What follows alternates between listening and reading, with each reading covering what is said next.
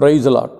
ஆண்டவரும் அருமை இரட்சகருமாகிய இயேசு கிறிஸ்துவின் நாமத்தில் நான் உங்களை வாழ்த்துகிறேன். மறுபடியுமாக கர்த்தருடைய பரிசுத்தமுள்ள சன்னிதானத்திலிருந்து கர்த்தருடைய பரிசுத்தமான வார்த்தைகள் மூலமாய் உங்களை சந்திப்பது மிகுந்த மகிழ்ச்சி.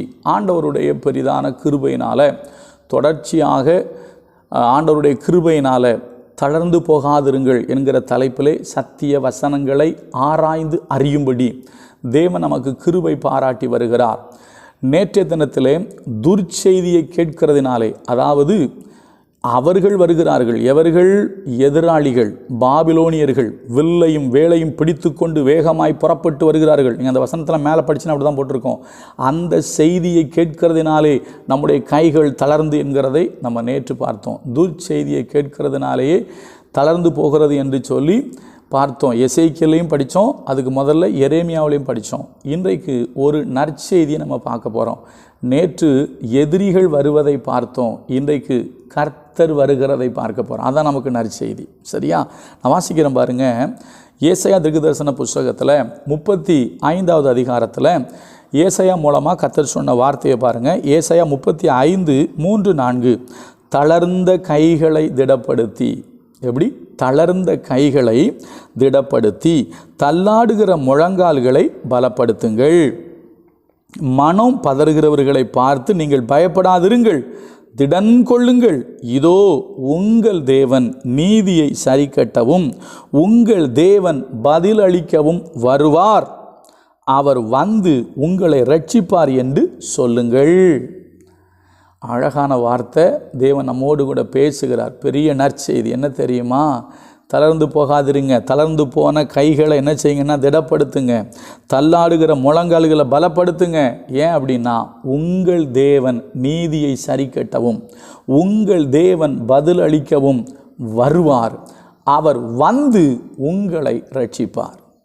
அப்போ என்ன நற்செய்தி அப்படின்னு கேட்டிங்கன்னா, உங்கள் தேவன் நீதியை சரி கட்டுகிற தெய்வம். அவர் நீதி உள்ள தெய்வம். நான் ஒரு சின்ன எக்ஸாம்பிள் சொல்கிறேன். எகிப்து தேசத்தில் இஸ்ரவேல் ஜனங்களுக்கு அநேக கொடுமைகள் இழைக்கப்பட்டது. அதில் ஒன்று என்ன அப்படின்னு கேட்டிங்கன்னா, இஸ்ரவேல் ஜனங்களுடைய பிள்ளைகளை அவர்கள் கொலை செய்தார்கள். ஆண் பிள்ளையாக இருந்தால் அவங்கள கொண்டு போய் நைல் நதியில் போட்டுறணும். இன்னும் சில வேத ஆராய்ச்சியாளர்கள் சொல்கிறாங்க, அவர்கள் கட்டடங்களை கட்டும் பொழுது பிள்ளைகளையும் அந்த கட்டடங்களுக்குள் வைத்து கட்டியதாக சில வரலாற்று ஆசிரியர்கள் சொல்கிறார்கள். மிகப்பெரிய கொடுமை இழைக்கப்பட்டது இஸ்ரவேல் புத்திரருக்கு. இப்போ பாருங்கள், 10வது வாதம் நமக்கு தெரியும், தலைப்பிள்ளை சங்காரம். அப்போ அவர் சொல்லுவார், நான் எகிப்தின் தேவர்கள் மேலே நீதி செய்வேன் அப்படிம்பார். அதே போல் நமக்கு இன்னொரு இடத்துல பைபிளில் போட்டிருக்கு, நீதியை சரி கட்டும் நாள் என் மனதில் இருந்தது. கர்த்தர் நீதியை சரி கட்டுவார். அதே போல் இன்னொன்று போட்டிருக்கு, பதில் அளிப்பார். அந்த பதிலளிப்பாருங்கிறதுக்கு அர்த்தம் என்ன நமக்கு தெரியும். ஆண்டவர் சொல்கிறாரு, பழி வாங்குதல் எனக்குரியது, நானே பதில் செய்வேன். இப்போ நம்ம சில நேரத்தில் சொல்கிறோம் தானே, எனக்கு விரோதமாக எவ்வளவோ அநியாயம் பண்ணிட்டாங்க, எவ்வளவோ எனக்கு விரோதமாக அக்கிரமம் பண்ணியிருக்கிறாங்க, ஆனால் என்ன சொல்கிறது, ஆண்டவர் எதுவுமே செஞ்ச மாதிரி தெரியலையே. நான் சொல்கிறேன், ஆண்டவர் வேலை வரும்போது பதில் செய்வார். நான் பைபிளில் போட்டிருக்கு, உங்களுடைய தேவன் பதிலளிக்க வருவார். அவர் பதில் அளிக்கிறது, நம்முடைய ஜெபத்துக்கு பதில் கொடுக்கிறது, அது வேற. அவர் ஜெபத்துக்கும் பதில் அளிப்பார். இங்கே போட்டிருக்கு, நீதி சரி கட்டுவார், பதில் அளிப்பார். உங்களுக்கு இழைக்கப்பட்ட அநீதிக்கு தக்கபடி, உங்களுக்கு இழைக்கப்பட்ட அநியாயத்துக்கு தக்கபடி தேவன் கண்டிப்பாக நீதி செய்வார், பதிலளிப்பார், விடமாட்டார். மறுபடியும் சொல்கிறேன், பழி வாங்குதல் எனக்குரியது, நானே என்ன செய்வேன்னா பதில் செய்வேன். அடுத்த வார்த்தை, அவர் வந்து உங்களை ரட்சிப்பார். அவர் வந்து உங்களை என்ன செய்வார்னா ரட்சிப்பார். நம்ம ரட்சிப்பு அப்படின்னு சொல்லும்போது முதலாவது பாருங்கள், நமக்கு ஏற்படுகிற தீமைகளிலிருந்து நம்ம காக்கப்படணும். தீமைகள். அதனால தான் இயேசு கிறிஸ்து ஜெபம் சொல்லும்போது சொல்லி கொடுத்தாரு, எங்களை சோதனைக்கு உட்பட பண்ணாமல் தீமையிலிருந்து எங்களை ரட்சித்து கொள்ளுங்க. முதலாவது நமக்கு ஏற்படுகிற தீங்குகள். அதனால தான் நீங்கள் பார்த்தீங்கன்னா, நேபுகாத்நேச்சார் சொல்லுவாப்பில், இவ்விதமாய் ரட்சிக்கத்தக்க தேவன் வேறு ஒருவரும் பூமியில் இல்லை. ரட்சிக்கிறது, ரட்சிப்பு நம்மளை விடுவிக்கிறது, காப்பாற்றுகிறது, தீங்குகளிலிருந்து நம்மளை விடுவிக்கிறது. ரெண்டாவது நமக்கு ஆத்தும ரட்சிப்பு. மூன்றாவது நீங்கள் பார்த்தீங்கன்னா, இந்த பூமியை விட்டு ரட்சிக்கப்பட்டு, அதாவது முடிவு பரியந்தம் நிலைத்து நிற்பவனே ரட்சிக்கப்படுவான். அந்த ரட்சிப்பு மேலே போயிடுவோம். அப்போ ஆண்டவர் இப்போ எதுக்கு வராருன்னா நம்மளை ரட்சிக்க வரப்போகிறாரு. நம்மளை என்ன செய்ய போகிறாரு? ரட்சிக்க அவர் வரப்போகிறாரு. அப்போ அவர் வந்து நம்மளை என்ன செய்வார்னா ரட்சிப்பார். இதைத்தான் நீங்கள் பார்த்தீங்கன்னா செப்பனியாவிலையும் போட்டிருக்கோம், சரிங்களா?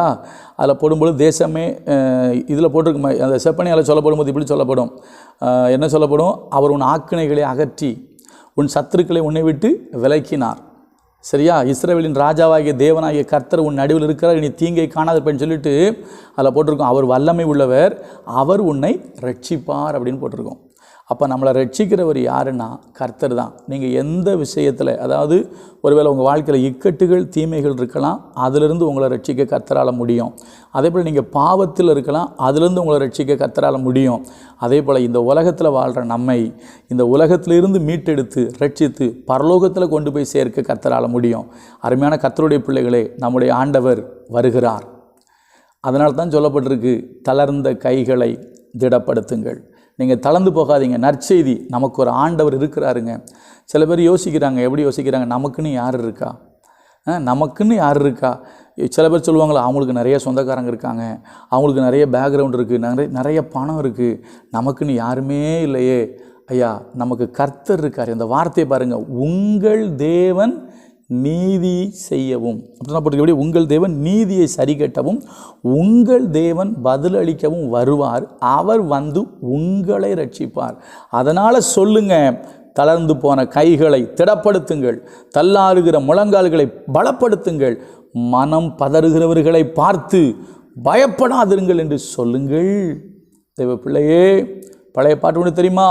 விசுவாசியே நீ பதறாதே, விசுவாசியே நீ கலங்காதே, விசுவாசியே நீ பதறாதே, விசுவாசியே நீ கலங்காதே, விசுவாசத்தால் நீதிமான் இன்றும் என்றும் பிழைப்பான், விசுவாசத்தால் நீதிமான் என்றும் என்றும் பிழைப்பான். அருமையான தேவ பிள்ளைகளே, உங்களுக்கு ஒரு நற்செய்தி சொல்லப்படுகிறது. தளர்ந்து போகாதிருங்கள், உங்கள் தேவன் நீதி சரி கட்டுவார். தளர்ந்து போகாதிருங்கள், உங்கள் தேவன் பதிலளிப்பார். தளர்ந்து போகாதிருங்கள், நீங்களும் நானும் ஆராதிக்கிற தேவன் நம்மை ரட்சிக்க வருவார். நம்மை ரட்சிக்க நம்ம கூட இருக்கிறார் பரிசுத்த ஆவியானவராக. அதே போல் இந்த பூமியிலிருந்து ரட்சித்து நம்மை அவரோடு சேர்த்து கொள்ள வருவார். அதனால் தளர்ந்து போகாதிருங்க, மனம் பதறாதிருங்க. நற்செய்தி, என் மீட்பர் உயிரோடு இருக்கிறார், அவர் என்னை ரட்சிப்பார், அவர் என்னை காப்பார், என்னை முடிவு வரைக்கும் என்னை காப்பார். பைபிள் சொல்லுது, இந்த தேவன் என்றென்றைக்கும் உள்ள சதா காலங்களிலும் நம்முடைய தேவன் மரண பரியந்தம் நம்மை நடத்துவார். தளர்ந்து போகாதிருங்க. கர்த்தர் நல்லவர், அவர் கிருபை நம்மேல் என்றும் உள்ளது. God bless you. நாளைக்கு இன்னொரு காரியத்தை பார்ப்போம். Praise the Lord.